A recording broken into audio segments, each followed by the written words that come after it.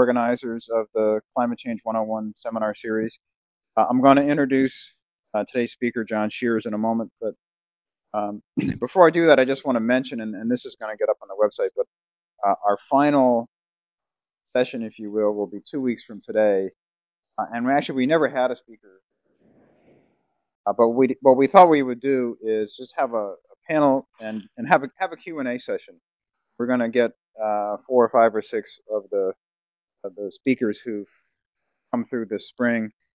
We're going to be here, and we just want to encourage folks to come with questions. And we think it should be really interesting. A lot of you know a hell of a lot about some of the relevant topics here, and questions that you've asked after the talks have been interesting and demonstrate a lot of knowledge and so on. So we think that'll be sort of a fun way to close off the class.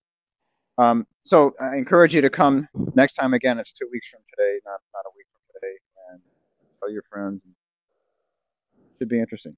So today's speaker is John Shears, and I want to give a special thanks to John for agreeing more or less at the last minute to come and talk to us today. John's going to talk about short-term climate change mitigation strategies for California, which in my mind means measures that we can use to meet the 2020 emissions reduction target, as opposed to the 2050 target, which is much more challenging. John actually is an oceanographer originally by training. He's been a faculty member at University of Hawaii and at Dalhousie University, both actually excellent places for oceanography. He works now actually at an NGO here in town, the Center for Energy Efficiency, Renewable Technology. I'm sure many of you know that. And again, John graciously agreed more or less at the last minute to come talk to you. He's got 74 slides, so I'm going to let him. I hope we skip some of those, John. Okay, thanks. Thanks, and yeah, I'll probably skip over quite a few of those. Brian, I took Brian's slideshow and then just sort of added some high-level slides in, leaving a few of his in. If anybody wants to geek out, they'll probably fly by quickly. We can discuss them during Q&A if anybody wants to. But I figured just to sort of preserve part of his storyline in the slideshow, I'd hold on to some of his slides.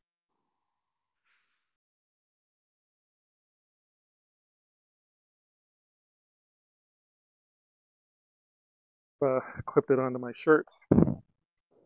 So, no news. What we're all interested in and what's topical in the news every day, climate change. I just like to include this slide because it's sort of a different perspective on how large the signal is that we're sending into the system. And so this is just in the last century, post-industrial revolution. And we're headed for some real challenges. Brian included here just some graphics from the latest IPCC report, just sort of to give a breakdown.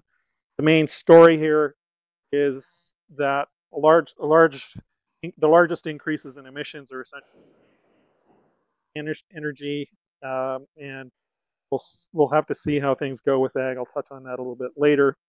So less graphically, he just summarized things. So since 1990, we've increased greenhouse gas emissions by about 25%. One area that's particularly overlooked are the implications of what's happening with N2O emissions.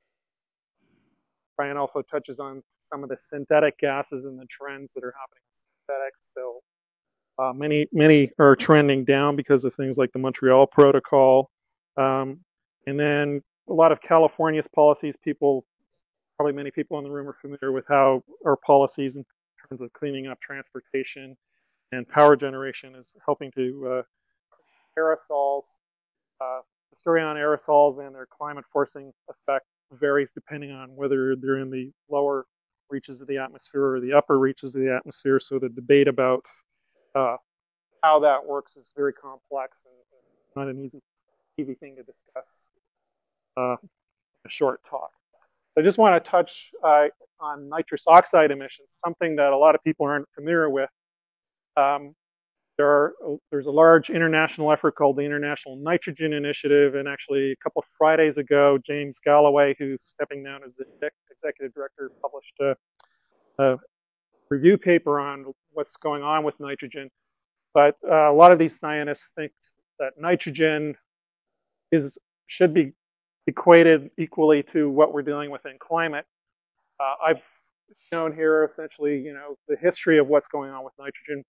Once Haber-Bosch process was developed around 1913, and immediately post Second World War, with the kickoff of the first green revolution. Today we're talking with the food versus fuel debate about not just second green revolution. We see a huge ramp up in synthetic fertilizer production that has resulted in large amounts of reactive nitrogen being injected into the world's ecosystems. That's also another source of that, of course, are combustion sources. The graphic on the bottom essentially shows that we have a similar kind of curve to other climate forcing gases for N2O, but nitrogen has other effects on the environment beyond just climate. So we're dealing with the typical trends: growth. This is making the job much more difficult. If we look at where everyone in the world is in terms of the developing world, most developing countries have an average emissions ratio of about 4 metric tons per US dollar of GDP, whereas developed countries tend to be around 15, 16, and then we have Texas, which is always likes to compete with California, so I've highlighted it as a significant outlier. This is from California Energy Commission. So as these countries move up, their economies become more developed, the question is how much farther up the emissions ramp are they going to progress? So how much are they going to contribute to this trend, which we're all dealing with also here in California? So we have increasing trends in terms of population growth. Also, we have rebound effects with efficiency measures here in California that tend to offset some of the efficiency benefits that we can get, for example, houses. So all of the measures of over the past few decades that have been successful in improving efficiency of air conditioning systems and other appliances in California have just contributed to people building bigger houses, because it has been, up until this point, relatively inexpensive to cool them. Also, other appliances, the sub-zero refrigerators, et cetera, et cetera. So the issue is, whether you believe in the Hubert model, the peak oil model. To some extent, it's a matter of when rather than if. The question is, can we bridge the gap between the fossil energy-based economic systems to jump over to essentially a renewable energy system or a near carbon neutral? So Brian included this slide essentially to show the timeline in terms of major technological innovations as they relate to energy use and how that relates to population growth and resource use.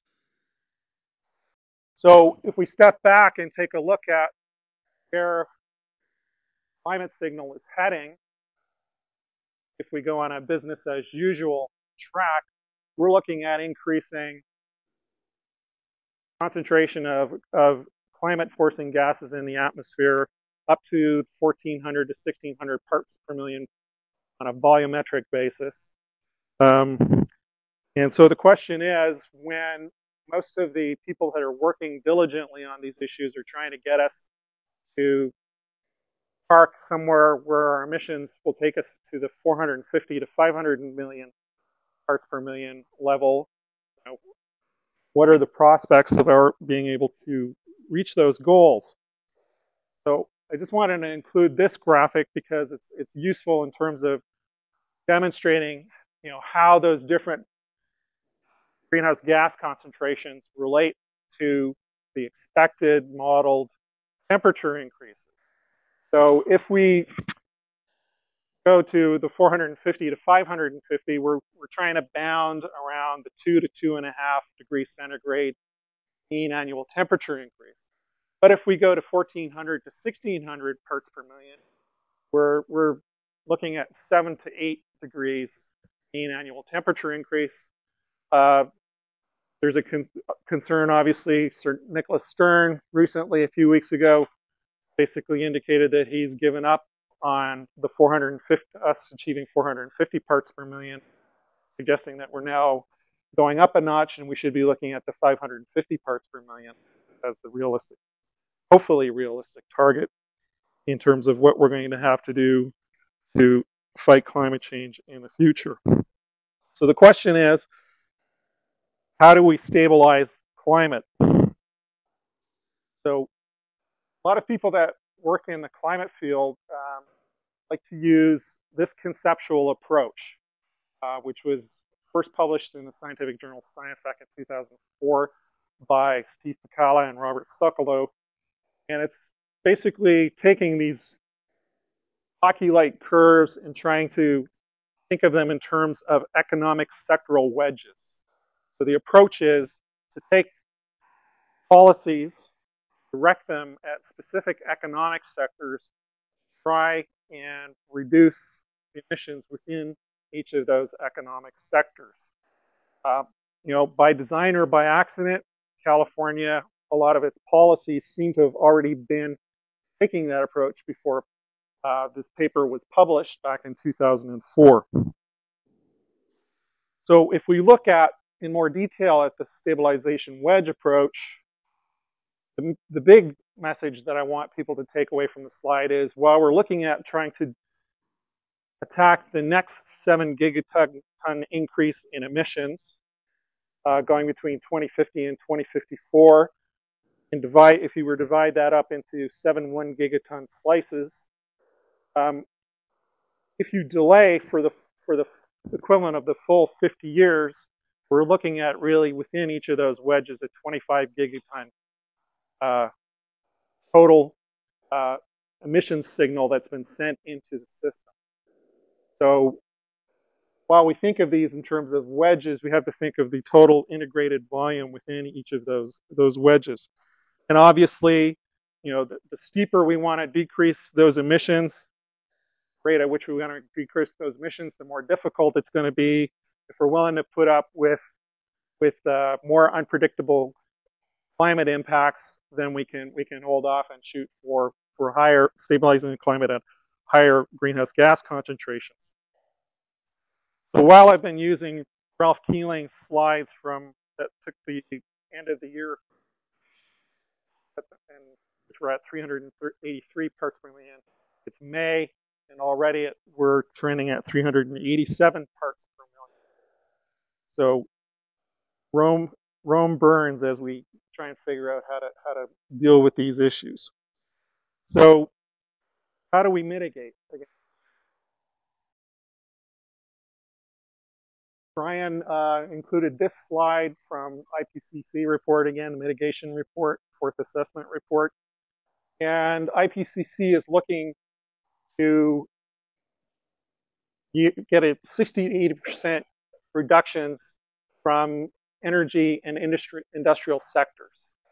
And so he included this slide just to show the range using different model types to show the ranges of emissions reductions that could be achieved each of the different main technology pathways when we look at energy and industry, and then also a few numbers where models have looked at what the possibilities are for using forest systems to offset, sequester carbon through preserving or growing new forests. So when we think about this, we also need to be aware of what the costs of different policies are. This is from Vattenfall, which is the Swedish government-owned utility in Europe, report that they did, looking at what the cost would be just in terms of generic global reductions. And the low-hanging fruit, which actually, are attributed to have negative costs, so immediate positive economic benefit, are, essentially efficiency measures.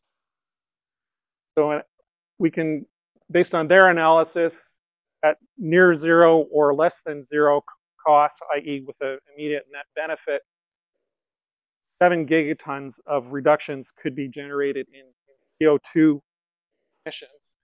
And then, as we look for the costs, for the reductions that could be yielded for anything costing an estimate of less than 40 euros, they estimate that a total of 27 gigatons of emissions could be generated. So this is just another graphic that Brian included that breaks it down in a summary fashion. So essentially, this is just summarizing where, again, the total 27 gigatons, roughly 27 gigatons in emissions would come from, the relative efficiency gains or reductions that would have to occur in each of the sectors included in the Vattenfall analysis. There have been analyses that have been done in the US. This is from Nick Lutzi's PhD. He's a student at UC Davis ITS, and his PhD should be submitted theoretically, I think, this week. So there are analyses looking at what could be done. This is for the US, not for California. A few of us have had discussions with Nick about seeing if we could generate California curves. People may also be familiar with the McKinsey consultants who've produced a couple of reports. First one back in 2005, the latest in November 2007 for the US. And this just compares Nick's analysis from his dissertation against the 3 bounding analyses that McKinsey did in their November 2007 report. And again, the low-hanging fruit, again, tend to be efficiency measures, so zero or negative cost, just as we saw in the Vattenfall analysis. So if we now look more specifically at California, and California tends to be unique relative to sort of general emissions profiles that you would see elsewhere. People in the room are probably familiar with the fact that transportation is the largest emissions sector, 38 to 40% of our emissions. And then the next largest sector tends to be our power generation sector, with 50% of our power generation emissions coming from coal-fired power plants predominantly outside of the state, that are only providing roughly 20% of the electrons to power our grid. So there's obviously a lot of interest in seeing how we can use California's renewable portfolio strategy to help us ourselves off the vestigial coal that we're contracted into use. So, as I mentioned earlier, either by design or accident, you make the case that we in California always knew all along what it was we were doing. So we have a large suite of policies. These are some of the more recent policies, but we could even go back to the late 70s and early 80s, where where the state actually first started investigating efficient approaches to efficiency, and also a big contributor on the utility side, which has helped keep California's energy consumption relatively flat relative to the rest of the United States, is our policy of decoupling utility revenues from energy use, and that's not included on here, and really sort of predates our efforts during the year 2000 and since. So while we have the suite of policies, the latest action obviously was kicked off by Arnold Schwarzenegger, the governor's executive order setting targets for 2010 2020 and 2050.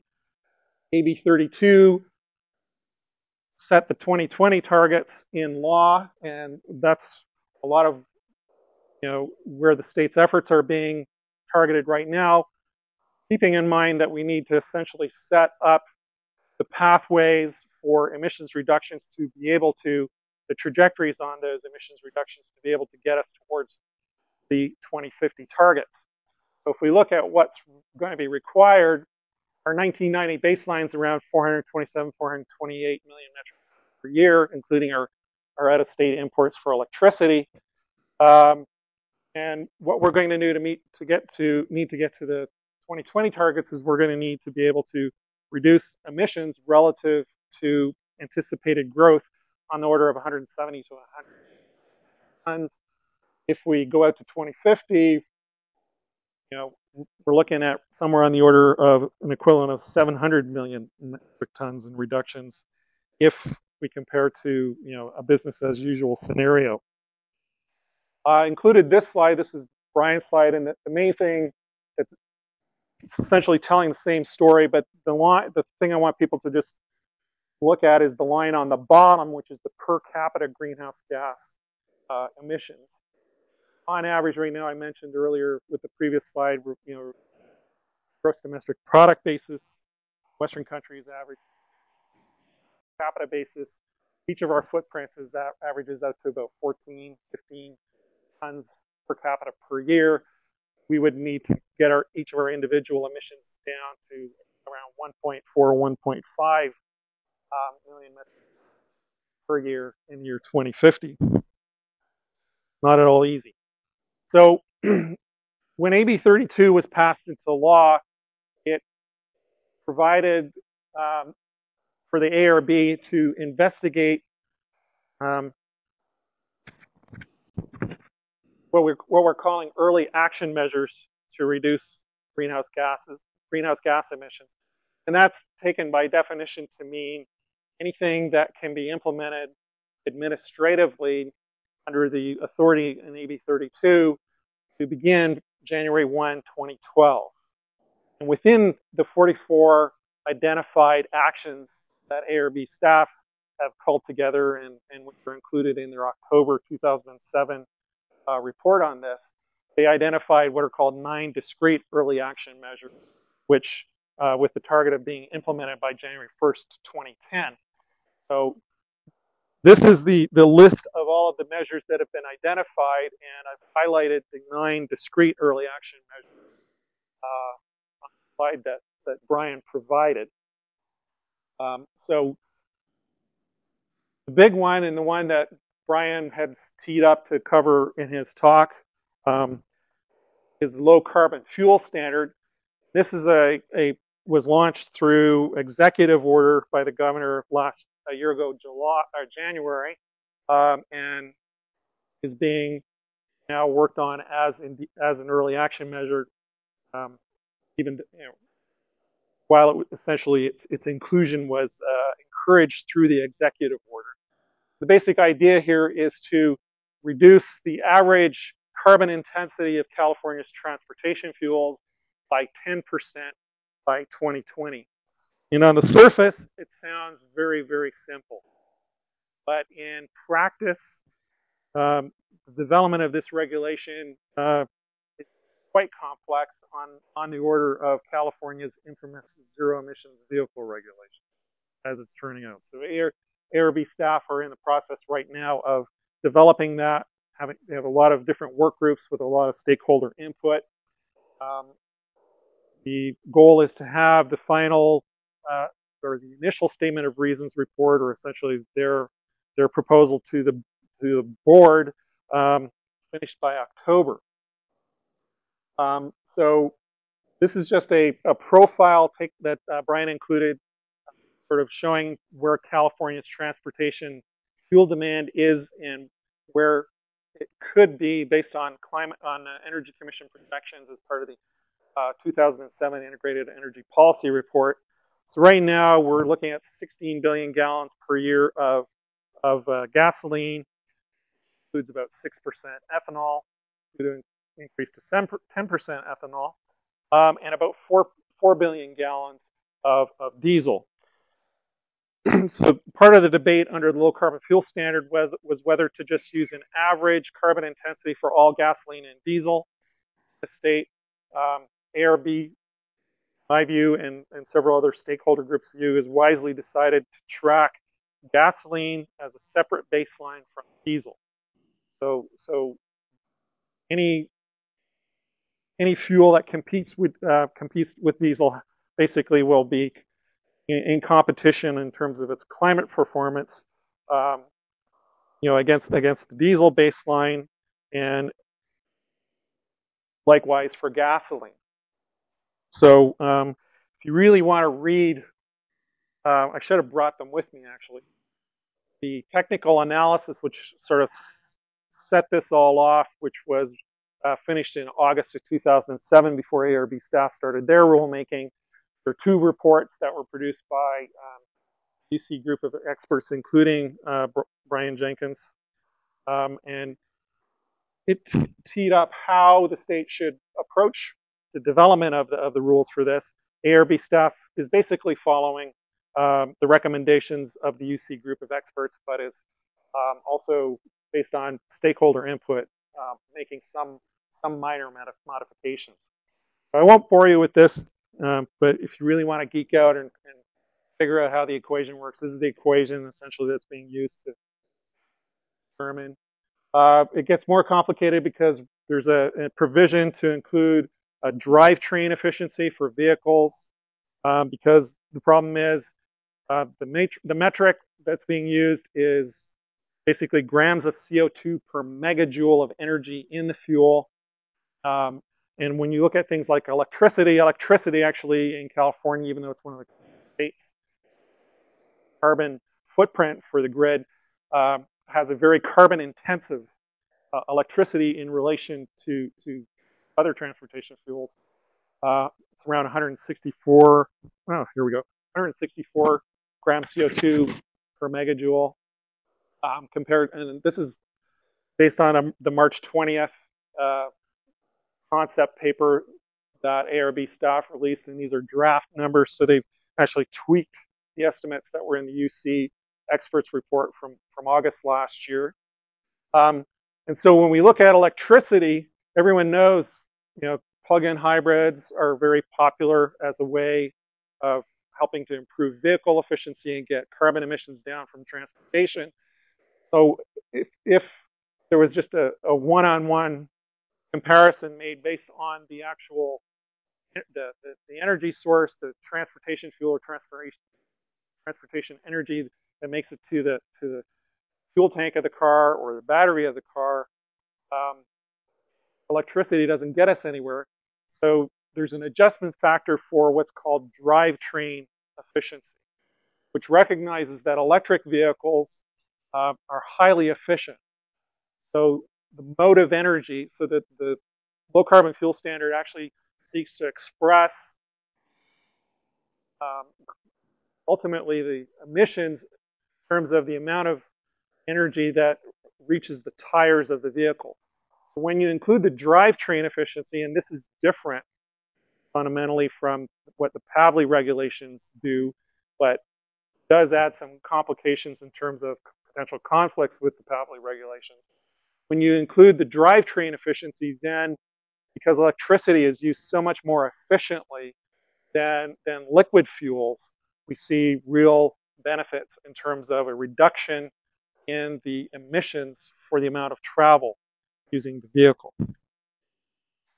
So I won't. So the other challenge is, how to figure out with all of the different feedstocks that come in to make up California's fuels, how to determine the baseline.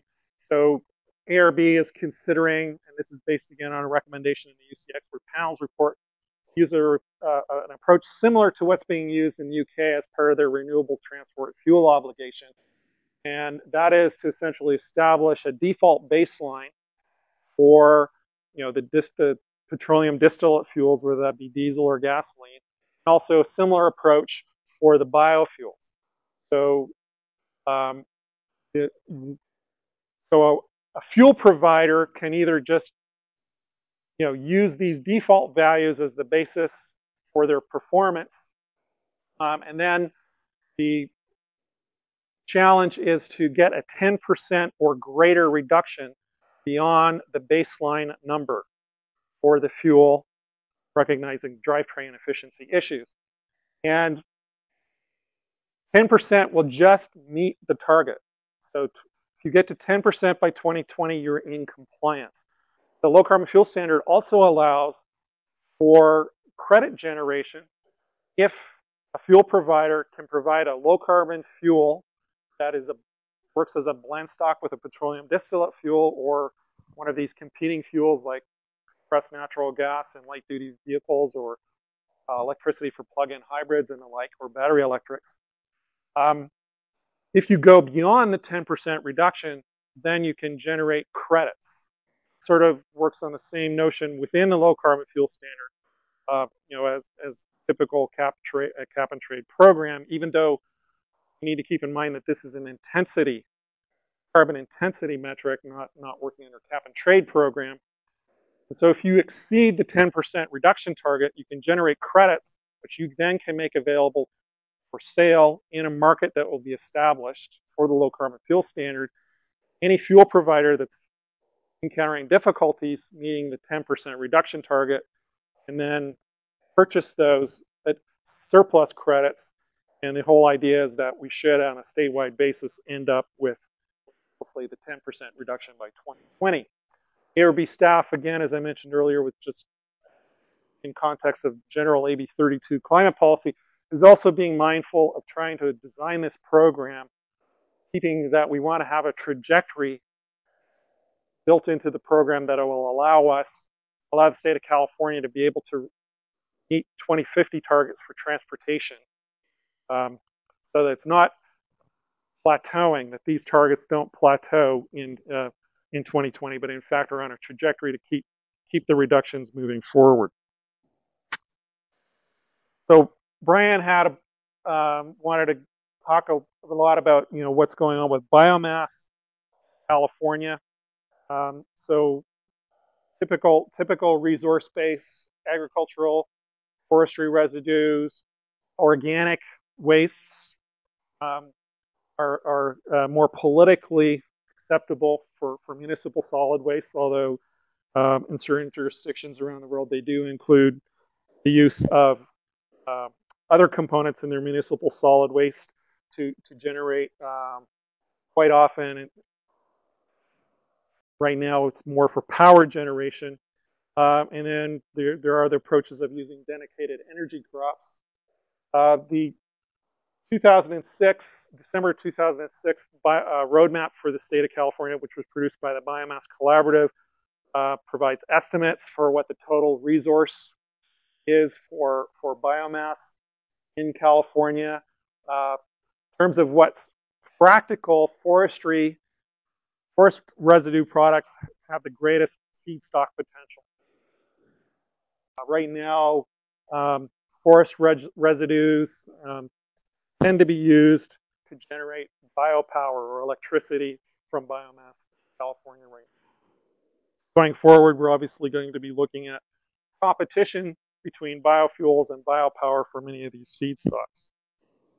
So a lot of these feedstocks can be treated in very different ways to get you to your end product, whether that be electrical power or fuel products. Then with all the controversy that people are probably familiar reading newspapers and seeing coverage on the TV about biofuels, probably the pathway that shows the greatest promise in terms of delivering greenhouse gas benefits with the least amount of complications for biofuels are thermochemical conversion processes. However, in California context, those come with their own baggage, and that is the emissions performance of the facility that's carrying out the thermochemical conversion to produce the biofuels or bioproducts. So, give with one hand, take away with the other. So California does have a suite of policies that are directed in support of bioenergy and biopower in the state. The AB 1007 alternative fuels analysis that was conducted by the Energy Commission, finished last fall, has provided part of the basis for in support of the analysis for the low carbon fuel standard. The governor, back in 2006, set forth the Bioenergy Action Plan. All of these are being viewed through the lens of AB 32. Obviously, today we have the low carbon fuel standard, and AB 118, which was just passed the last session, is being looked to as a possible vehicle or policy pathway through which we can help encourage acceleration of vehicle technology and alternative fuels development. That process is underway both at the Energy Commission in terms of the Energy Commission will get $120 million a year for 7.5 years to foster the development of alternative fuels and vehicle technology. Air Resources Board will get $80 million a year for air quality improvement program under AB 118. It has to sort of work hopefully synergistically with what's happening at the Energy Commission. Rulemakings and implementation are underway both at the Energy Commission and Air Resources Board on this right now. So this will hopefully also not only help out in terms of our ZEV regulations and the low carbon fuel standard, it may also assist in sort of the broader policy approaches as outlined in the Bioenergy Action Plan. So the Bioenergy Action Plan, the governor set targets of 20% of our consumption level be supported through in-state production by 2010, 40% of our in-state consumption be supported by in-state production in 2020, 75% be supported of in-state consumption be supported by that proportion of production by 2050. So Brian included a bunch of analyses that Rob Williams, who's one of the staff at the collaborative, has conducted in order to look at what the potentials are. I'm not going to bore you with these, so I'm going to fly past these. So the basic take-home message is that as we, the initial targets, 2020, are probably achievable, but as we move out to 2050, being able to meet 75% of in-state production or consumption through in-state production may be considerably challenging depending on how much of our alternative fuels or low carbon fuels are based on a biofuel product stream or feedstock stream. That's also made more challenging by the notion that as part of the RPS, 20% of the RPS needs to be met through biopower production. So we have some of the same feedstocks being competed over, both for a low carbon biofuel pathway and also low carbon biomass based power system. Some other pathways that implemented before AB 32, but are work along in tandem with the early action measures. There was a SBX 5X program established that set up a dairy power production program, which it really is a very large-scale demonstration program for producing electrical power from biomethane produced from digested dairy manure predominantly. So right now in state, I think there's on the order of potentially 5 megawatts of power being produced through these projects. In toto, there are about 20 of these digester biopower projects, some of them predated under US EPA and USDA programs, but altogether there are about 20 projects. The challenge is that to produce biopower from digested manure is incredibly expensive. A lot of environmental permitting that has to be required, a lot of engineering for the lagoons, And then ultimately, because there's a lot of sulfur compounds and like associated with the gas that's generated from the digested manure, that also involves a lot of expense in terms of cleaning the biogas into a clean biomethane stream that combusted to generate the electricity. That adds a lot of cost, poses a lot of technical hurdles for these projects. So, but reducing the footprint of dairies in California, and also have a large number of beef feedlots, although not nearly as many as we do dairies. This has been targeted as one of the early action. Although, on a cost per ton of dollar per ton of CO2 basis, it's probably very expensive. One of the large hurdles in terms of incentivizing the market for these projects is that there are challenges in terms of the tariff structure and how net metering works on a lot of the farms. So that's also a challenge that needs to be addressed either through legislation or so. Another policy pathway that has been recently instituted as of December 19, 2007, at the same time that the federal government denied California its waiver on implementing PAVLI, was the signing into law of the 2007 Security Act, which has renewable fuels targets within it, which expands those targets beyond the initial targets from the 2005 Energy Policy Act, which were set at 7.5 billion gallons by the year 2012. We're now looking at 36 billion gallon target by the year 2022. Production last year totaled 6.5 billion gallons. So if we look at where the fuels are expected to come from, in the initial part of the renewable fuel standard, the blue curve on top there is corn-derived ethanol.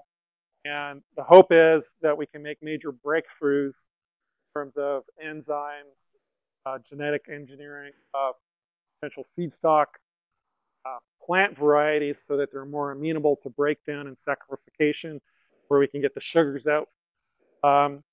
And so there's an assumed ramp in cellulosic production. There are also provisions for a small amount of biomass-derived biodiesel and other advanced biofuels.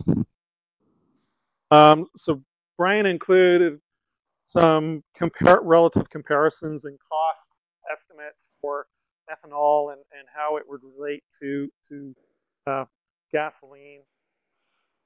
Numbers are a little dated given what fuel prices are today. He included a comparison to show just how much more efficient, at least in economic terms, Brazilian ethanol is. I hope there's nobody here from the corn lobby or any politicians from the Midwestern states relative to corn-derived ethanol. So the picture generally is understood that sugarcane-based ethanol in Brazil looks like a winner on greenhouse gas performance, and on economic terms, obviously there are provisions in the Farm Act, past Farm Act, that had a 54 cent per gallon tariff on Brazilian ethanol. The new Farm Act, which has reduced that to a whopping 45 cent per gallon tariff on ethanol. So there are hurdles there, and as to whether the sustainability of Brazilian ethanol holds up to further scrutiny, issue I'm sure that's going to be, you'll be reading about in the press. The energy balance. Yeah, energy balance is essentially how much, so it'll be 3 to 8 times as much energy out as was put in to make that. So 3 to 8 times as much energy is yielded from the sugarcane-based ethanol as was put in to make that.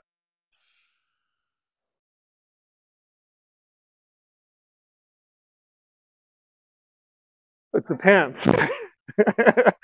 Essentially, I mean, a reasonable approach on that is to essentially treat it as neutral. So, you know, if you sit down and have an objective conversation with someone who doesn't have a particular agenda to push, it's basically treat it as one for one. You don't really get a big energy.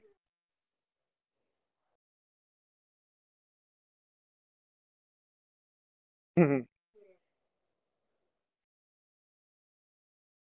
Right. And that's based on the fact that prior to the last couple of years, had a lot of coal-powered ethanol plants in the Midwest. Probably now, it's an area that still needs a lot of research. The newer plants tend to be running on natural gas, so the energy yield is probably slightly above one. Likewise, when you get into the debate outside of the land use issues about what the net benefit in greenhouse gas performance, and when you look at the uncertainties outside of the recent work, which I'm going to touch on, again, probably a reasonable assumption would be to say one for one. So the biodiesel production, so 450 million gallons used last year. Existing capacity in the U.S. to produce 2.2 billion gallons, with an expected additional capacity of 1.2 billion gallons. So sustainability, which I just mentioned. So all over the news, especially roughly since January. And then in February, 2 papers were published in Science Express, which is essentially the online version of one of the 2 most highly respected scientific journals in the world, Science being one, British Nature being the other. So Tim Searchinger published a paper, and Bargioni and the crew at University of Minnesota published another one in the same issue of Science. Huge hue and cry. Basically, it raises the issue of when we actually take a close look at carbon that's in the soil, and if we disturb that carbon to produce purpose-grown biofuels crops, what might that do to the overall greenhouse gas footprint of the fuel cycle for those biofuels? So here's a graphic that just sort of pictorially summarizes the Fargioni et al. Work. And palm oil was no surprise, I think, to a lot of people, because a lot of the palm plantations are grown on peat bogs, Indonesia, Malaysia, and the like. So it was recognized that peat bogs are an important and powerful source of greenhouse gas emissions. But what came as a real surprise, I think, to a lot of people were the numbers for soy and corn ethanol. Soy, again, maybe shouldn't have been too much of a surprise for people, but certainly the corn was. So the issue right now, which is the reason why the editors decided to publish these 2 papers, is how do we account appropriately for direct and indirect land use?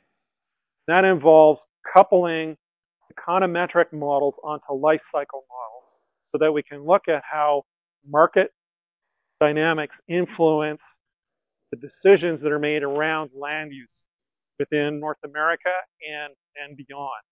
What the implications might be if you account for all of the greenhouse gases, in this case, carbon emissions that come from the disturbed soils associated with the decisions that are made around land use because of, the decision that this crop this year or this season is going to earn me a lot of money. So the editors published these papers because they knew that they would serve as a focal point for the research community, focus on this very important issue. And indeed, had it succeeded in that, of course, industry is very concerned because of the implications that this has for things like the low carbon fuel standard here in California, and also federally with what's going to happen with any greenhouse gas balance metrics that are going to be required for the renewable fuels in the federal level. Sure. Mm-hmm.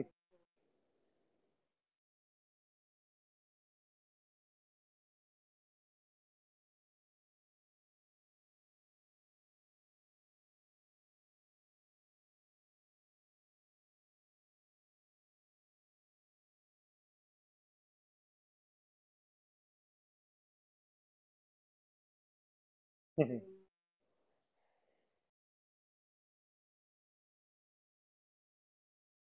That's the basic story, right?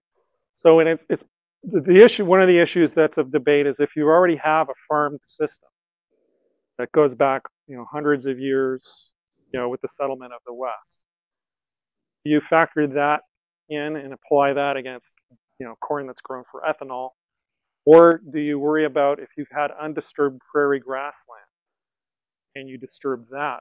So there are those kinds of fundamental debates. That's in terms of direct land use here in North America. But then, decisions here affect the price of soy and corn on the global markets, which affect, decisions, classic example refers to what Brazilian farmers decide to do. And then so Brazilian farmers decide, okay, well, soy prices are up, so rather than,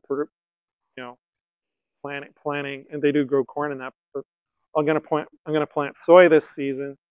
I'm going to plant more soy. I might push cattle off of grazing land, and then there's this debate about whether those types of decisions, in fact, lead to clearing of forest to increase pasture land, and whether you include that. How far do you set the boundary? How far out do you bound off the system when you're trying to decide how to, what the full impacts of these decisions are going to be? So one other thing to get back to nitrogen, and then I'm going to be finished. 3 quick slides. This is what's going on in the United States right now. And you also get what's called the dead zone that shows up off of Oregon from time to time. Nutrient pollution because of intensive agriculture, also sort of reinforced or magnified because of recent biofuels policy in the US, is leading to large discharges of nutrient pollutants into the Gulf of Mexico. What happens is the algae that live in the ocean, it's the same as what happened in the Great Lakes, especially in Lake Erie with all the pollutants from people's detergents and everything back in the 70s and that. They chew on that. They have blooms of these algae. Bacteria grow on them. The bacteria use up all of the oxygen in the water, and you end up with anoxic zones. We're also known as hypoxic, should be anoxic. Would create large dead zones. And the size of the dead zone has roughly been the same as the size of the area of the state of Connecticut over the last few years. There's a program underway to try and encourage more efficient use of fertilizers in the farming regions in the US to reduce these impacts, because this has implications for the Gulf fisheries.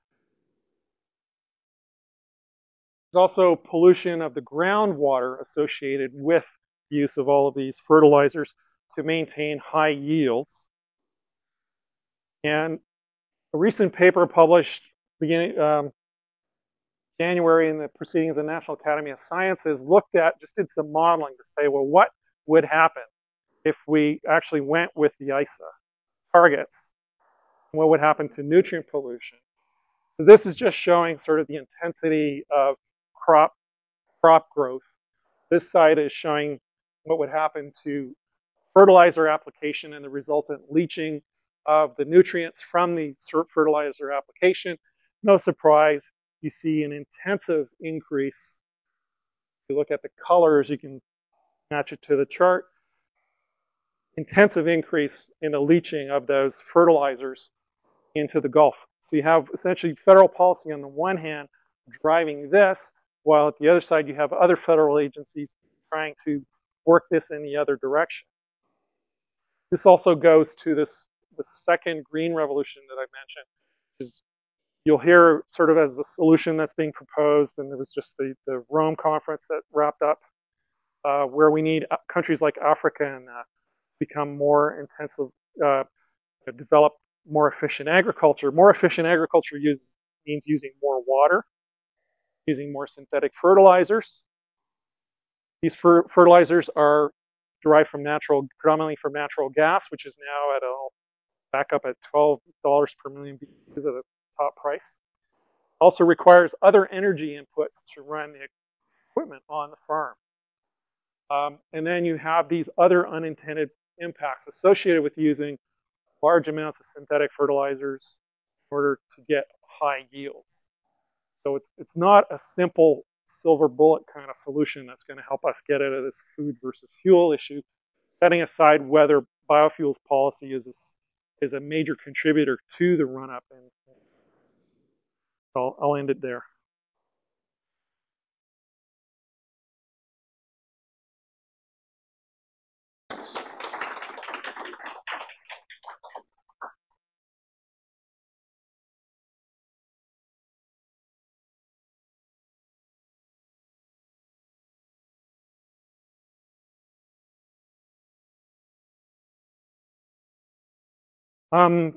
Why is it important that biofuels? I think at the time, the part of it was that back when the executive order on in terms of the bioenergy action plan, it was thought that a lot of biofuels, just because there was, everyone sort of had this concept, we're taking CO2 out of the air, it's being fixed in plants, and then we use the plant material, it's just the same CO2, so it's a CO2 neutral cycle. It was thought that biofuels could, really significantly help California in its long-standing attempts at implementing an alternative fuels industry in the state.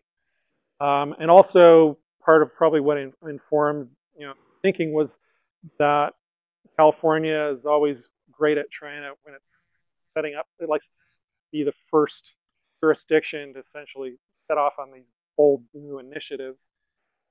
So I think the intent was also just to hopefully provide for a nascent sort of new sort of technology revolution in the state. And that's still there.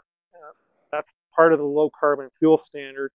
And I think it's also one of the things that's inherent in AB 32 is by California being a first mover, we're hoping that we create the conditions in the state that will attract, a lot of, brain capital to work with the resident venture capital in the state to sort of create the next generation of technology.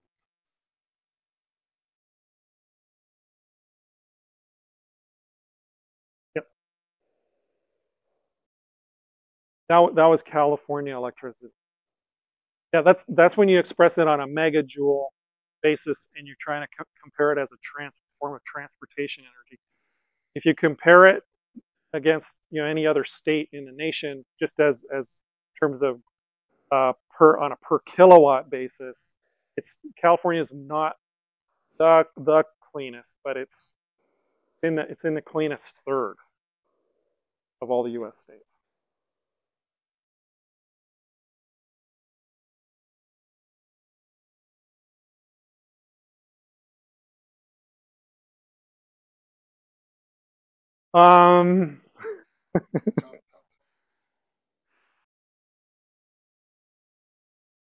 Yeah, I mean, it's going to depend on the assumptions, and ARB staff released several draft papers looking at each of those individual fuel pathways, and I actually haven't had a chance to do everything else. I'm going to go down and see what assumptions and how their assumptions would work to equate to a motive expression of motive power. But you're looking at 75% drivetrain efficiency conservatively for electrical versus something on the order of 20% for like a gasoline, 18-20% for gasoline. So with that 3 times improvement in drivetrain efficiency, the idea is that it would equate out to a much lower number right, but it'll be advantageous because the technology, the drivetrain technology that uses that power is so much more efficient than combustion driven drive.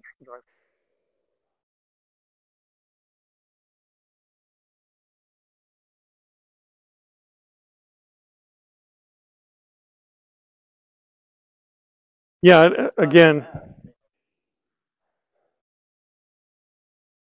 yeah, I've got the number. Yeah, again, that's why I say I would have to see how ARB staff were actually going to do the calculation.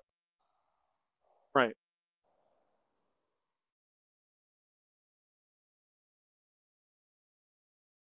So yeah, and the idea behind gasoline and diesel would be, gasoline I think would have to get to 83. Well, that's based on the old number. I don't know, 85. Diesel is more complicated because of drivetrain efficiency, but yeah.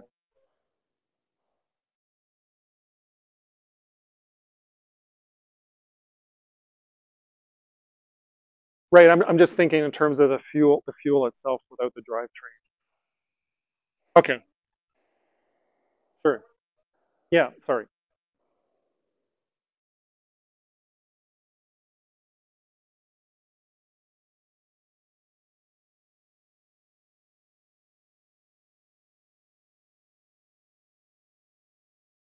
Right. And I tried to. Yeah. Yeah. Yeah. These are draft numbers. Yeah.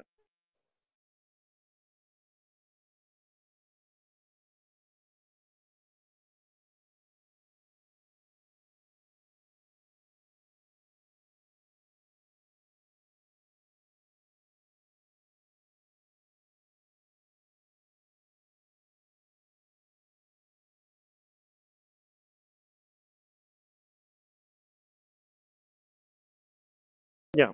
Yeah.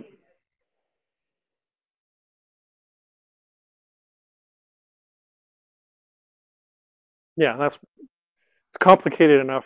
That's why I didn't want to get into the. No, thanks for helping clear that up. Yeah.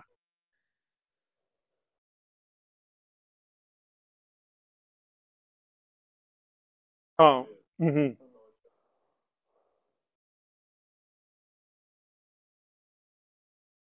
Yeah.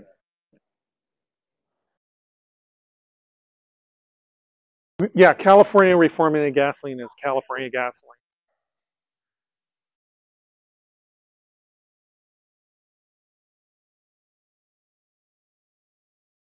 So 20% of our electrical power is derived from coal-fired power plants, and some of those are owned by LADWP, which they would love to be able to get off of like yesterday, but they're locked into long-term contracts. And Department of Water and Power or Water Resources also owns some coal-fired power plants. Um, so 20% of the in-state electricity needs are met by those coal-fired power plants. But the downside is that they're responsible for half of the greenhouse gas emissions associated with the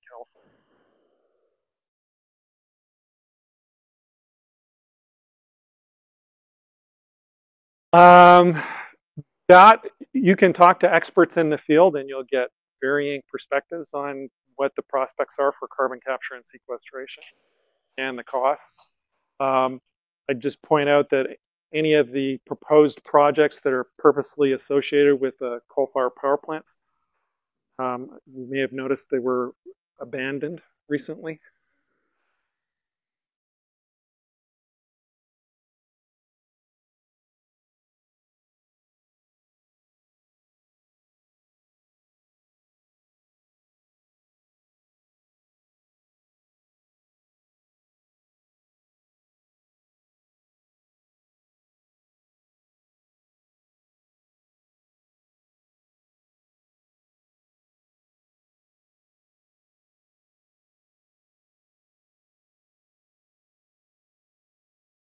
Biochar, right? Right. Right. There's a lot of people, PG&E also, it's one of their favorite things for a way that they could possibly generate credits. um, and my background in ecology, uh, my gut feeling warns me, and I in fact have the intent to go and discuss this issue with some soil microbial ecologists, geochemists. I would suspect that you could get away with it within reason, but you're depending on what the chemical activity of that char is, could end up really compromising soil ecology. Because if it wants to grab, you get into all sorts of things where, again, it's, too much of a good thing might be an issue. So I think there probably will discover as we look at that more carefully, we can do it to a point. Pardon? Sorry? It might hold on to the nutrients and not let the fungi and the plant roots. And in fact, most people don't recognize that a lot of plants are very much dependent on soil fungi to help get minerals, and then they also tend to provide other benefits to the fungi. So it's gets very complex, and so we just have to be careful. We've already run into the problem just on sort of simple approaches we thought to using biological systems to help us solve some of our problems. Just need to be cognizant of whether how far we could push that as a potential way to sequester carbon in soil.